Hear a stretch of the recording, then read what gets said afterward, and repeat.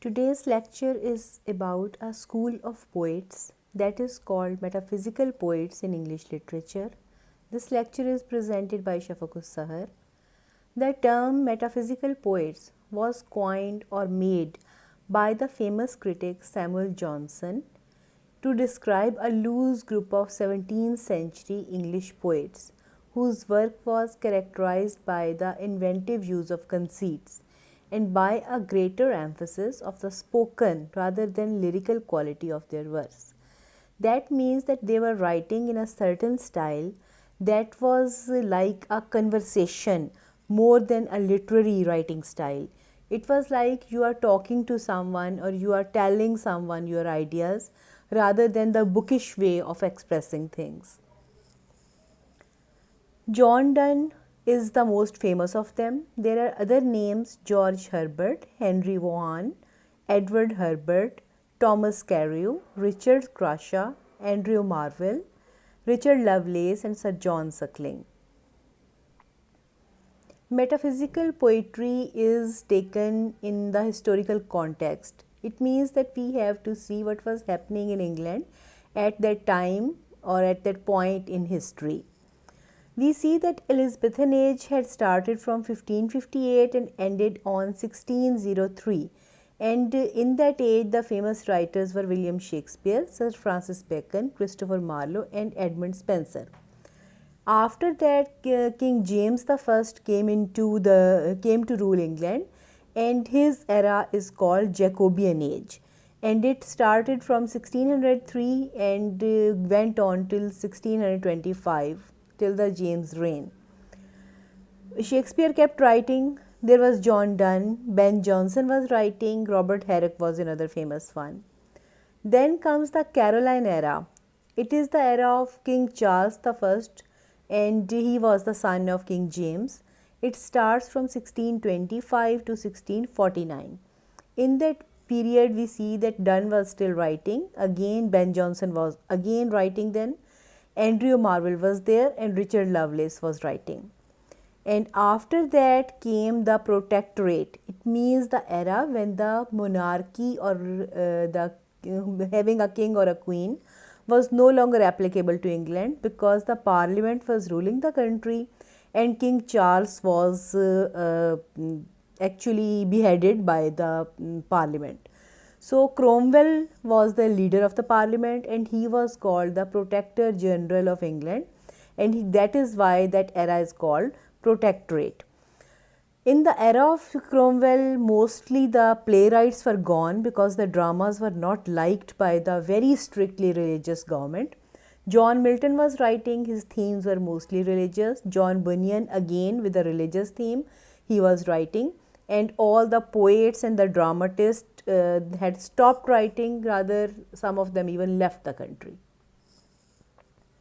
Metaphysical poetry was very prominent in Jacobean era, that means the era of King James I.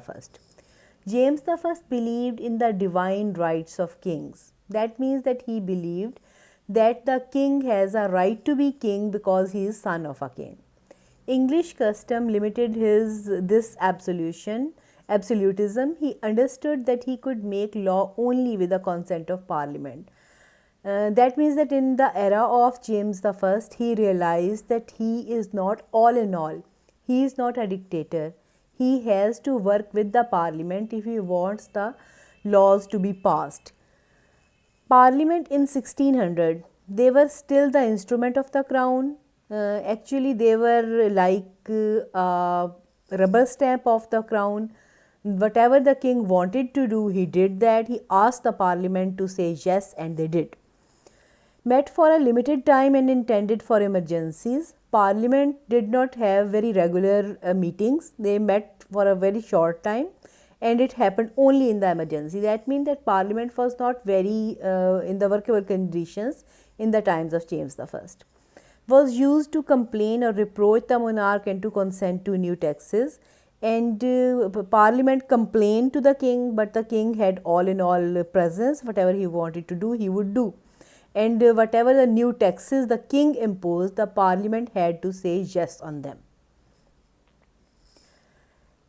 This is the definition of metaphysical. By itself, metaphysical is the reality beyond what is perceptible to the senses.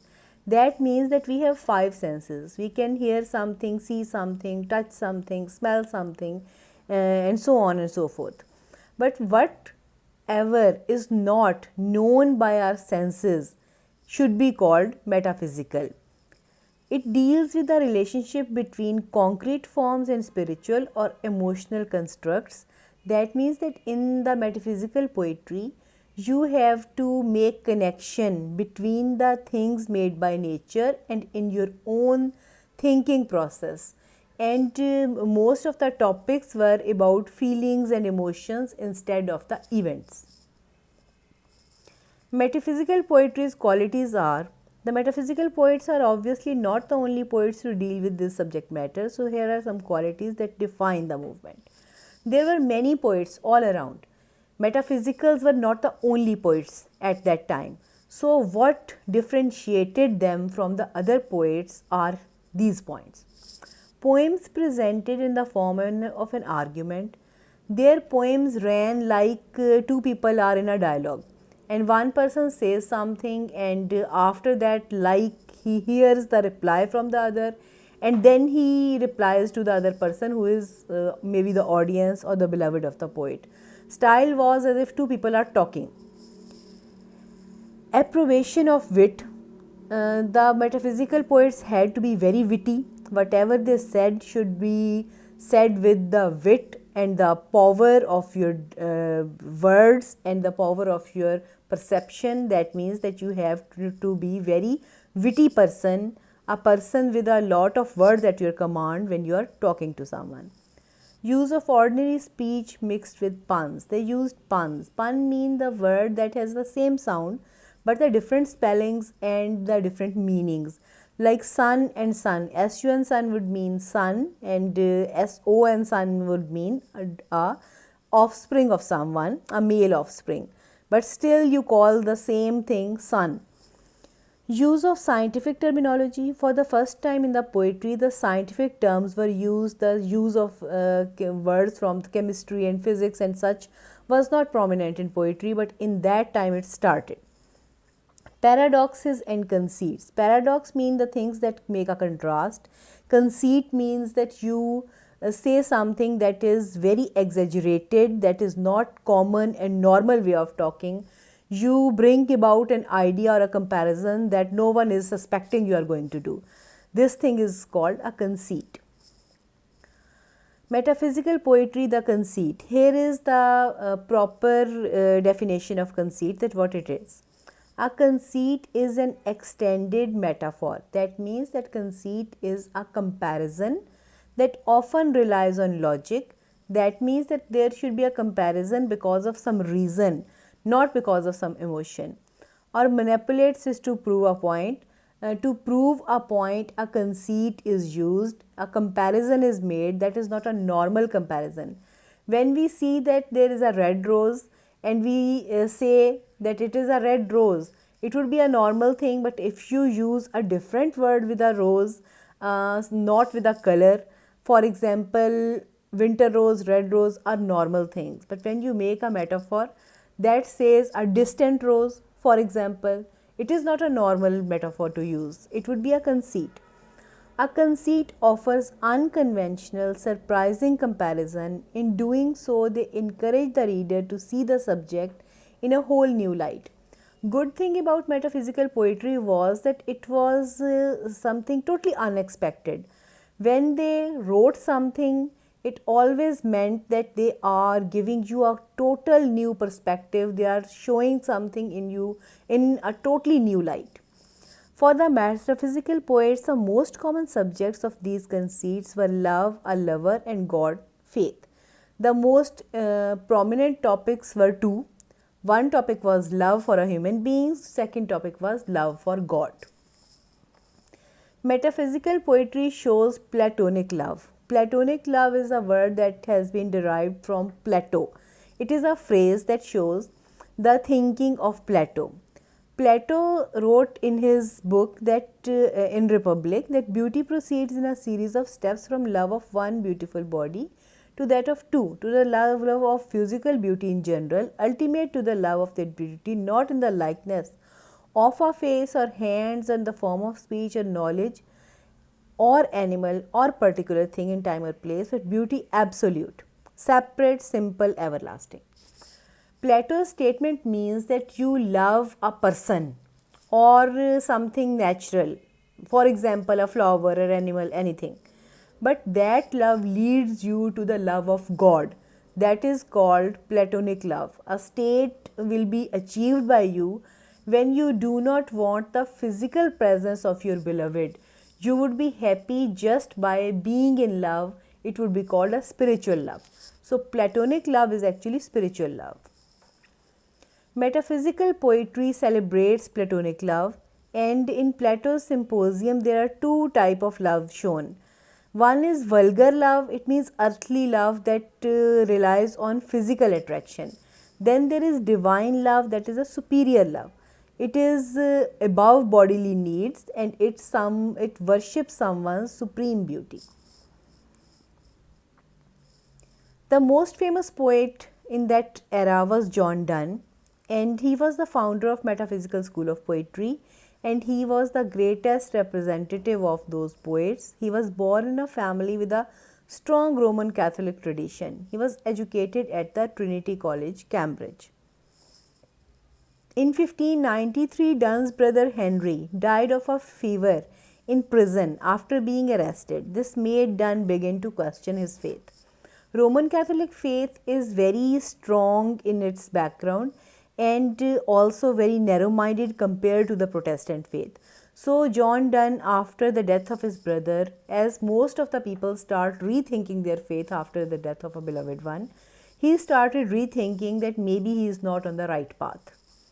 In 1615, he gave up Catholic faith. He entered the Anglican Church, soon became the Dean of St. Paul's Church. That was a very high post in that time. As the most famous preacher during the time, he wrote many religious sermons and poems. These were known as his sacred verses. Donne was writing two types of poems. One was his love poetry, second was his divine poetry. Love poetry was for his beloved and the divine poetry was for the love of God. He was also writing prose. That prose was his sermons that he gave in the church as the dean of the church. And those sermons are considered very fine specimens of any religious text that we have ever found, and they are still read and are quite readable and written in a very individual style. Famous poems of Donne are many. There are some of them. Death Be Not Proud is a sonnet. It is about the love of God. In the sonnet, the writer finally proclaims that on the judgment day, death will be dead and it should not be proud that it is eternal. The Flea is the second poem. It is a love poem in which poet believes that a flea that has sucked the blood of his and his beloved is actually marrying them off. Now they are no longer lovers, they are man and wife because their blood is together in the blood of the flea. Go and Catch a Falling Star is a poem that is very cynical. It says that there are many impossibilities and the greatest impossibility is that a woman can be faithful. So it would be quite patriarchal in tone, but it is fun to read because it has a certain music. The Good Morrow is a poem in which the poet says good morning to his beloved, and he uses very unusual similes and metaphors there. Sun Rising. Sun Rising is a poem that uses pun. In the poem, when he says S-U-N sun, it would mean the sun in the sky. When he would say S-O-N sun, it would mean Christ, who is considered Son of God in Christianity. And this use of pun is very entertaining in that poem. No Man is an Island, a poem that shows that human beings cannot live separated. They are like a jigsaw puzzle and they are a combination of many traits. Another poet, George Herbert, he was born in Wales, educated at Trinity College. He was a member of parliament as well. Then he became a priest and he experimented with some poems that are called hieroglyphic poems. Hieroglyphic is the style of writing that the old Egyptian used, and he wanted to construct a poem like Egyptians wrote from upside to down with a certain text and pictorial quality. There are other metaphysical poets: Andrew Marvell, Abraham Cowley, Richard Crashaw, and Henry Vaughan. This is a very short introduction